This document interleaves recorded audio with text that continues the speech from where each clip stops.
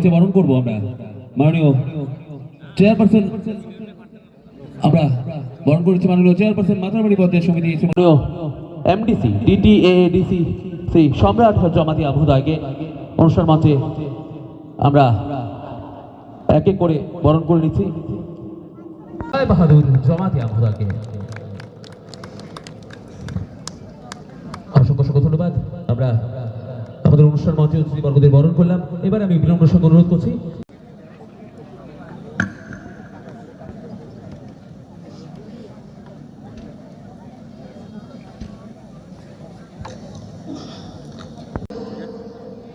আজকে এই মহারানী গামারিয়া স্কুল মাঠে যে সভা, এই সভায় উপস্থিত আছেন আমাদের রাজ্যের মাননীয় সাধারণ সম্পাদক সম্মানীয় বিপিন দেববর্মা মহোদয়, উপস্থিত আছেন আমাদের সম্মানীয় অভিষেক দেবরায় মহোদয়, উপস্থিত আছেন কাকরাবন মণ্ডলের মাননীয় বিধায়ক জিতেন্দ্র মজুমদার মহোদয়, উপস্থিত এই বিধানসভায় হয়েছে 10.4 কিলোমিটার, 2018 থেকে 16 পর্যন্ত হয়েছে 16.6 কিলোমিটার। আর এই 3 বছরে মাতাবাড়ি বিধানসভার মধ্যে ব্ল্যাক টপ অলরেডি হয়ে গেছে 102 কিলোমিটার, টেন্ডার হয়ে কাজ শুরু হবে আরো 30 কিলোমিটার 3 বছরে। তাহলে যারা বলছে উন্নয়ন হচ্ছে না, উন্নয়ন দেখছে না, আমার মনে হয় চোখে ছানি পড়েছে, ছানি অপারেশন করা দরকার। এবং আমাদের রাজ্যের মধ্যে চক্ষু স্পেশালিস্ট আমাদের নতুন হাসপাতাল গত বাজেটে ছিল, তার কাজও চলছে। মাননীয় মুখ্যমন্ত্রী একজন ডাক্তার, উনিও সঠিক পরামর্শ দিতে পারবেন যে না দেখলে কি করে দেখানো যায়, আর যদি জেগে ঘুমানো যায় তাহলে তো আর কিছু বলা যাবে না। তো আমি একটা কথাই বলবো, বিভ্রান্তি হওয়ার কোনো জায়গা নেই। আমরা রাজনীতি শুধুমাত্র ইলেকশন আসলে সুতা নিয়ে চলে আসি, আর ওই ইলেকশন আসলে কিছু দিলেই জনগণ আমাদের ভোট দিয়ে দেবে, এই প্রথা কিন্তু আমাদের এখানে নেই। আমরা 24/7 মানুষের জন্য কাজ করি, সেবার মাধ্যমে সংগঠন, এটা মাননীয় মুখ্যমন্ত্রী এবং আমাদের মোদীজি আমাদের শিখিয়েছেন। আমরা এমএলএ হওয়ার পর থেকেই দুর্গাপুজোতে শাড়ি এবং পাঁচরা, এবং যখনই জনজাতি ভাই বোনরা কোনো জায়গায় বিপদে পড়েছে সেখানে আমরা পাশে দাঁড়াই। আমাদের এই বিধানসভা না, এই জেলাতে বলতে পারবে না ভারতীয় জনতা পার্টির কোনো কর্মী কোনো জায়গায় কোনোভাবে অসুবিধাগ্রস্ত হয়ে ভারতীয় জনতা পার্টির কাছে এসছে, সেখান থেকে কোনো হেল্প পাইনি। আমি দায়িত্ব নিয়ে এখান থেকে বলে যাচ্ছি, আমরা সিজনাল ওয়ার্ড না, এক সিজন শেষ হলে আবার বেরোবো। আমরা সবসময় থাকবো, আমাদের উদ্দেশ্য একটাই, অন্তিম ব্যক্তি পর্যন্ত সমাজের সমস্ত সুযোগ সুবিধা পৌঁছে দেওয়া।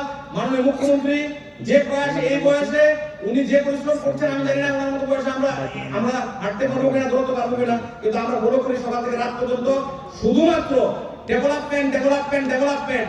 এবং যে অংশটা সবচেয়ে পিছিয়ে আছে, আমার গান্ধীজি বলেছিলেন সর্বোদয়, দীনদয়াল উপাধ্যায় জি বলেছেন, দীনদয়াল উপাধ্যায় করতে কি বলেছেন, গান্ধীজি বলেছেন সর্বোদয়, আর দীনদয়াল উপাধ্যায় বলেছেন অন্তের উদয়। মানে যারা সমাজে অলরেডি উপরে আছে তাদের উদয় হয়ে লাভ নেই, সমাজে যে সেকশনটা নিচে আছে তাদের উপরে তুলতে হবে।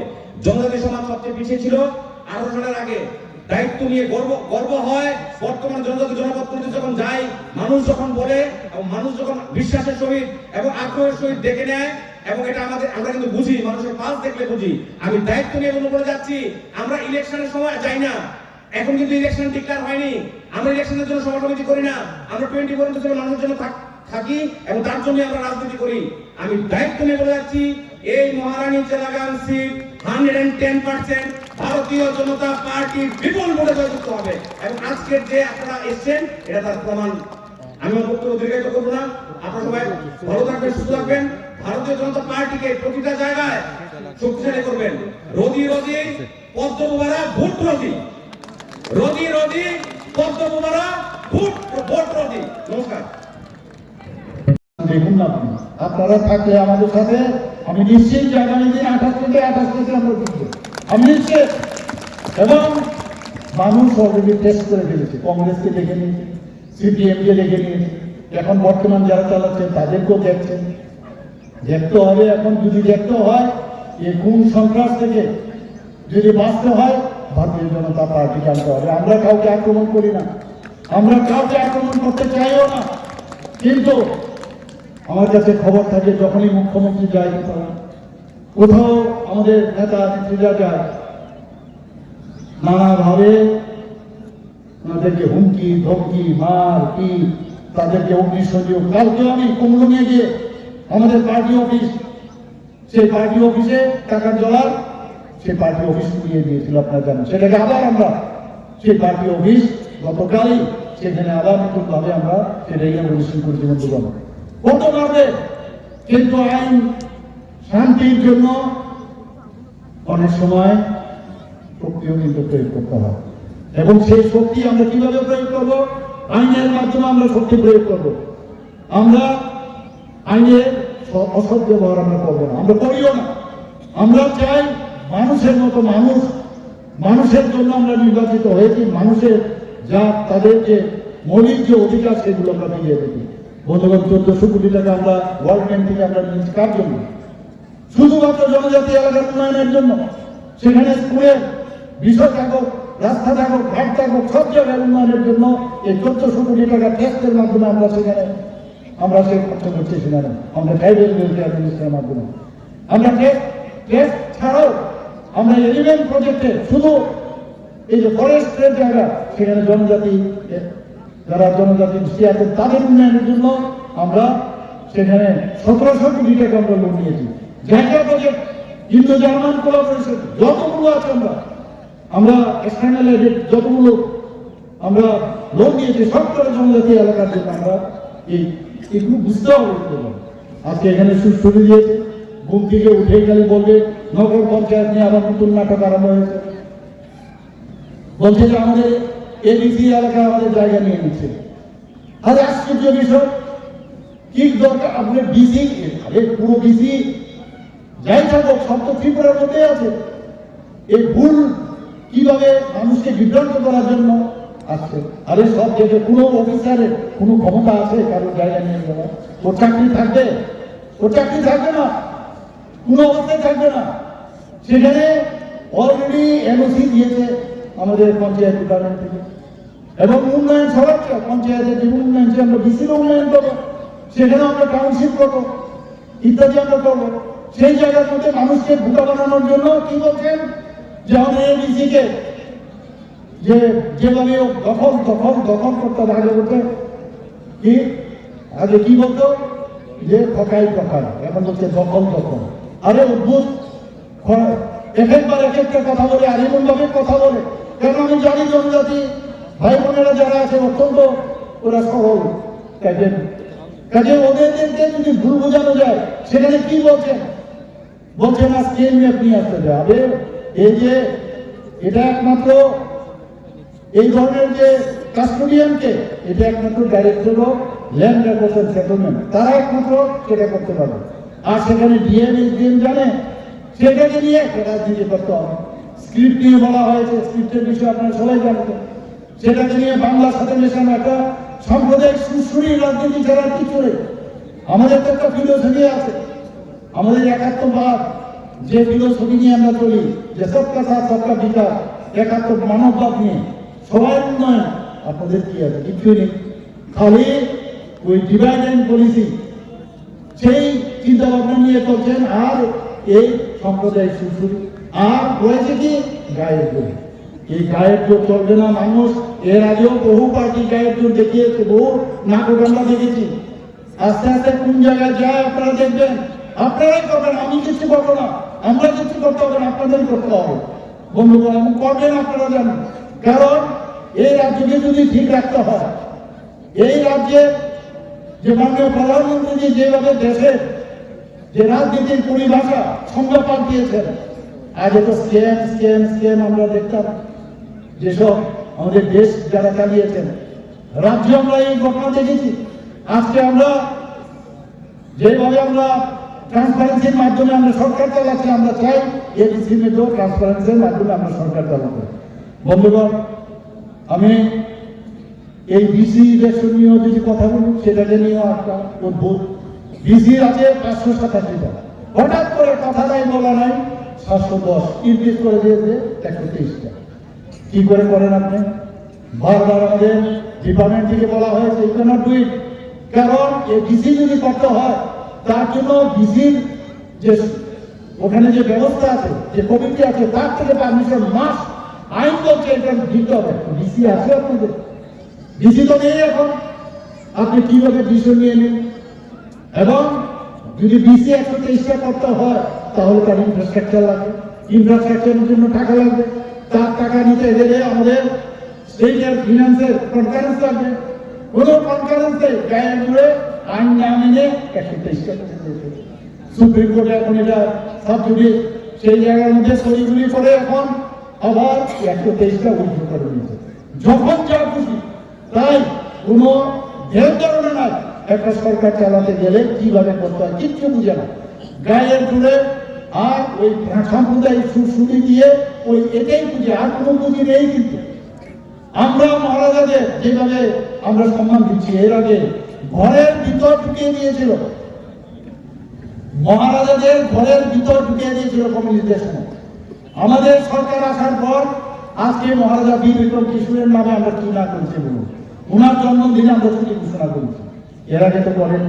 ওনার নামে যে সিঙ্গারি এয়ারপোর্ট ছিল, আগরতলা এয়ারপোর্ট, সেটাকে মাননীয় প্রধানমন্ত্রী দিয়ে এসে পূর্ণ বয়স মূর্তি তৈরি করে সেটাকে আজকে আগরতলা আজকে এই মহারাজা বীর বিক্রমের নামে উৎসর্গ করা হয়। আজকে আমার বাড়ির সামনে কেমন চিমনিতে একটা আইল্যান্ড আপনারা দেখেছেন। আমরা সবসময় বলি মহারাজা বীর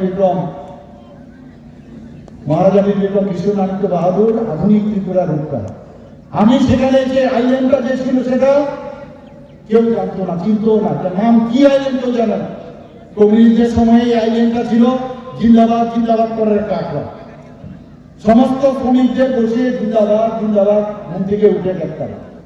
আর এই জিন্দাবাদ জিন্দাবাদ করতে করতে শ্রমিকরা কিন্তু নিলেন তিন হয়ে গেছে শীর্ণকায়। আর যারা করিয়েছে ওদের টেনে আঙুল তুলে পড়াঘাত হয়ে গেছে। আর সেই জায়গায় আমি নিজের চোখে আমি নিয়ে গেছি আমরা যে এখানে 0 মাইল ফলক ছিল এবং সেটা মাটি নিচে চলে গেছে। আমি যখন মুখ্যমন্ত্রী হলাম আমি বললাম এই 0 মাইল ফলক অনেকে জানে, তখন মাইল কিলোমিটার হতো না, সেটাকে উঠিয়েছি এবং ওনার নামে বীর বিক্রম কিশোর মানিক্য বাহাদুরের মূর্তি সেখানে প্রতিষ্ঠা হচ্ছে বলে আমাদের কারোর নামে এখানে করতে পারতাম, করিনি তো আমরা। ওনার নামে আমরা করেছি, ওনাকে সম্মান আমরা দিয়েছি। কিন্তু সম্মান আমরা দিই তারপরেও পোষায় না, আর কত সম্মান লাগে আমি জানি না। আমাদের এই রাজ পরিবারের আরেকজন সারা ভারতবর্ষ না সারা পৃথিবীতে যাকে জানে সুরকার মিউজিশিয়ান এস.ডি. বর্মন। আমি যখন মুখ্যমন্ত্রী হই এয়ারপোর্ট থেকে আসার পথে যে গেট আছে আপনারা নিশ্চয়ই নিচু ওখানে দেখেছেন, তার সামনে এস.ডি. বর্মনের মূর্তি, পূর্ণাঙ্গ মূর্তি আমি সেখানে প্রতিষ্ঠিত করেছি বলতে পারবো। একের পরে আজকে জ্যাকসন গেট নিয়ে আমরা ছোটবেলায় দেখেছি জ্যাকসন গেট। সেই জ্যাকসন গেটের সাইনবোর্ডে আপনারা দেখবেন আমার জীবনের সামনে অনেক যে জ্যাকসন গেটের সামনে কুসুম স্কুলের সামনে জ্যাকসন গেট সেটাকে কমিউনিস্টরা বেরিয়ে দিয়েছে। আজকে সেই জায়গায় সেখানে ভুল বুঝার আজকে 4-5 দিন আগে চেষ্টা করেছি। এই জ্যাকসন গেট আমার কাছে আনইম্পর্টেন্ট, কিন্তু এই মহারাজাদের আমলে তাদের যে সম্মান দেওয়া হয়েছে, মহারাজা বীর বিক্রম কিশোরের যখন রাজ দরবার হয় তখন বেঙ্গল প্রভিন্স ছিল, তো তাকে সম্মান দেওয়ার জন্য তিনি গভর্নর ছিলেন, সেই সময় সেটা বানানো হয়েছে। আমি এই জ্যাকসন গেটের ব্যাপারে কমিশনার এখন কি বলছেন না, সব ঠিকই আছে। জ্যাকসন গেটের তখন তো এই এত গাড়ি হয়ে গেছে, বেশি গাড়ি হয়েছে, রাস্তা বড় করার জন্য এটা ভাঙতে হয়েছে। ভালো ভেঙেছেন, তাহলে বড় করেন না কেন? তাহলে আমরা এত বছর পরে আজকে দিয়ে আমরা সেই জ্যাকসন গেট আমরা পাঠাচ্ছি। আমি জ্যাকসনের নামে আমার এত ওনাকে সম্মান দেওয়ার বিষয় না। মহারাজা বীর বিক্রমের যখন রাজ্যাভিষেক হয় এবং ওনাকে যখন প্রথম উনি রাজদরবার, তখন যে ঘটনা, মানুষ ইতিহাস জানতে হবে, ইতিহাসকে ভুললে চলবে না। তার জন্য আমি বলেছি কত মাসের মধ্যে করবে, ওরা বলেছে 7 থেকে 8 মাসের মধ্যে হবে এবং সেটা হবে। আজকে সারা ত্রিপুরার মধ্যে আপনারা ঘুরুন চারিদিকে, দেখবেন ডেভেলপমেন্ট। এতগুলো স্কুল হচ্ছে, এতগুলো কলেজ হচ্ছে, মেডিকেলের সিট পেয়েছে 450। আমাদের সময়ে মাত্র 10টা থেকে 12টা ছিল, বিডিএস এর ডেন্টালের একটা সিট ছিল। আমি নিট দিয়ে ভালো পড়াশোনায় চান্স পেয়েছি ঠিকই, কিন্তু আমার পক্ষে আমার গরিব, আমি আমার ছেলে বাইরে পড়িয়ে আমার পক্ষে সম্ভবত না। এবং আপনি যে ডেন্টাল কলেজটা করেছেন, আজকে চান্স পেয়েছে, এর জন্য আপনাকে একটা নমস্কার করতে হবে। এই যে মানুষের জন্য আমরা যে কাজ করছি, থাকবেটা কি? মৃত্যু অসম্ভব, জন্ম মৃত্যু, এই দুটোর মাঝখানে আমরা সবাই মিলে যদি আমরা কাজ করি, এটাই তো থাকবে। আজকে মহারাজার ফ্যামিলিরা এত কাজ করেছেন, মানিকপুর ডাইনেস্টি, তাদের 500-600 বছরের ইতিহাস, তাদেরকে যদি আমরা স্মরণ না করি, ভালো কি খারাপ। এবং এখনো এই কমিউনিস্টরা যখন কথা বলে মহারাজাদের সম্পর্কে, আজকে আমরা সবাই জানি জনশিক্ষা আন্দোলনের ঘটনা, এখনো বলছে এই জনশিক্ষা আন্দোলনে মহারাজা যখন তার বিরুদ্ধে আরেকটা এই কমিটি বানিয়েছিল, তাদেরকে জবরদস্তি তাদেরকে ধ্বংস করার যে চক্রান্ত তৎকালীন সময় করেছে। আজকে সেটা এখন পরিবর্তন হয়েছে, গণমুক্তি পরিষদ হয়েছে, এখন কিন্তু মানুষ বুঝে গেছে। আগে কংগ্রেসের সময় কি ছিল, আগরতলা শহর, দু একটা শহর, সেখানে আমরা থাকতে পারলেই হয়, আর বাকি আমরা গ্রামে গঞ্জে। কিন্তু ভারতীয় জনতা পার্টি মানুষের লাস্ট মাইল অব্দি পার্টি, এটা কাজে এরা এখন ভয় পেয়ে গেছে, যে কারণে কংগ্রেসের সাথে হাত মিলিয়েছে। ওরা পারলে কালকে কার সাথে হাত মিলিয়ে ফেলবে আপনারা বলতে পারবেন না, আমরাও বলতে পারবেন। ক্ষমতা থেকে চলে যাওয়ার পর 77-78 আমার মনে আছে কিভাবে ওনারা এই কংগ্রেসের হাত ধরে কখনো ক্ষমতা সিএপি ইত্যাদি করে করে ওরা শেষ পর্যন্ত ক্ষমতা দখল করেছে। এগুলো ইতিহাস মানুষকে বলতে হবে, জানাতে হবে। আজকে আরেকটা ইস্যু ঘুম দিকে উঠে, ঘুষ খেটিয়া বাংলাদেশ থেকে প্রচুর বাঙালি আসছে, আমাকে যখন জিজ্ঞেস করলো বিধানসভার মধ্যে, আমি বলছি যেদিন ডে ওয়ানে সেখানকার যিনি প্রধানমন্ত্রী ছিলেন হাসিনাজি, উনি যেদিন চলে গেছে, আমি সমস্ত এজেন্সির সাথে আমি বসেছি যে কাউকে ভিতরে ঢুকতে দেওয়া হবে না। এবং কতজন এসছে আমি তার জন্য নিয়মিত তার জন্য মনিটর করি, এবং কতজন এসছে তাদেরকে পুশব্যাক থেকে আরম্ভ করে আইন অনুযায়ী তাদেরকে ডিপোর্টেশন থেকে সবকিছু কিন্তু আমি বিধানসভায় বলেছি। তারপরও নানাভাবে জনজাতিদের সুশ্রী দেওয়ার জন্য এটাও একটা ইস্যু। এইভাবে একের পরে ওনারা ইস্যু তৈরি করার চেষ্টা করেন। রিয়াং জনজাতি গোষ্ঠী আপনারা সবাই জানেন, এত বছর 23 বছর ধরে রিয়াংরা যেভাবে এই আজকে মিজোরাম থেকে এসছে, তাদের তো রায় শব্দ ছিল না। আমাদের সরকার আসার পর আজকে কোয়ার্টারি পার্টাই যে বউ হয়েছে, আজকে তাদের জন্য 500 কোটি টাকা প্রথমে ডিক্লেয়ার করা হয়েছিল প্যাকেজ, আর সেই 500 কোটি টাকা থেকে আজকে 800 কোটি টাকা হবে। আমরা যদি এদের যে ডিস্ট্রিক্টের থেকে আরম্ভ করে তাদের বাড়ি ঘর, তাদের শিক্ষা দীক্ষা, তাদের আই কার্ড থেকে আরম্ভ করে সবকিছু আমরা দিয়ে থাকি, তাহলে অন্যরা এসে কেন সেখানে হবা বসাবে? আমি ওনাদের উদ্দেশ্যে বলছি, আপনাদের জন্য আমরা করছি, মাননীয় প্রধানমন্ত্রী করেছেন, স্টেট গভর্নমেন্ট করেছেন, আমাদের যশস্বী গৃহমন্ত্রীজি করছেন। আপনাদের অন্তত একবার ভাবা উচিত, এবং শুধু তাদের প্রজন্মের জন্য তাদেরকে যেন সাস্টেনেবল যে ব্যবস্থা ইনকাম করার জন্য, তার জন্য আমরা টুল কিট তাদেরকে বিভিন্নভাবে 15 দিনের 1 মাসের ট্রেনিং দিয়ে তাদের ইউথদেরকে আমরা সেটাও পর্যন্ত করেছি। সেখানে রেশন নিয়ে সমস্যা কিন্তু সেটা আজকে এনএলএফটি এবং অন্যান্য যে টেররিস্ট গ্রুপ ছিল, তারা আজকে যেহেতু সারেন্ডার করেছে, 250 কোটি টাকার প্যাকেজ দিয়েছে, সেটা কে করেছে? ভারতীয় জনতা পার্টির সরকার করেছে, মোদীজি করেছে। তাহলে আপনারা অন্যদের কথায়, যারা কিচ্ছু করেনি আপনাদের জন্য, আপনারা কি তাদের কথা শুনবেন নাকি ওদের কথা শুনবেন? বিভ্রান্ত করে নানাভাবে চেষ্টা করছে। আমরা তাদেরকে পুনর্বাসন দেওয়ার ব্যবস্থা করছি একের পরে। আজকে ককবরকের বিষয়ে আমরা ককবরক এবং অন্যান্য সংখ্যালঘু যে ভাষার প্রতি আমাদের অত্যন্ত আমরা শ্রদ্ধাশীল, এবং ককবরককে বিশেষ করে উন্নয়নের জন্য আমাদের একটা ডিপার্টমেন্টের আলাদাভাবে চেষ্টা করছে, কিন্তু ককবরককে মিশিয়ে দিচ্ছে স্ক্রিপ্টের সাথে।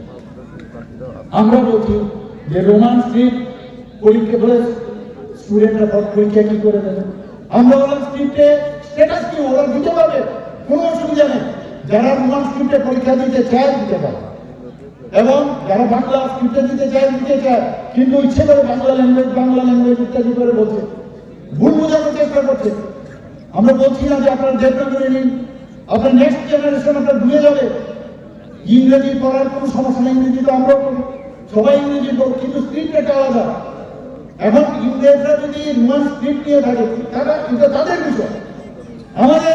আমরা বলি আমাদের পরম্পরা, আমাদের যে ঐতিহ্য আমরা ধরে রাখতে হবে, তাহলে কেন আমরা রোমান স্ক্রিপ্ট নেব?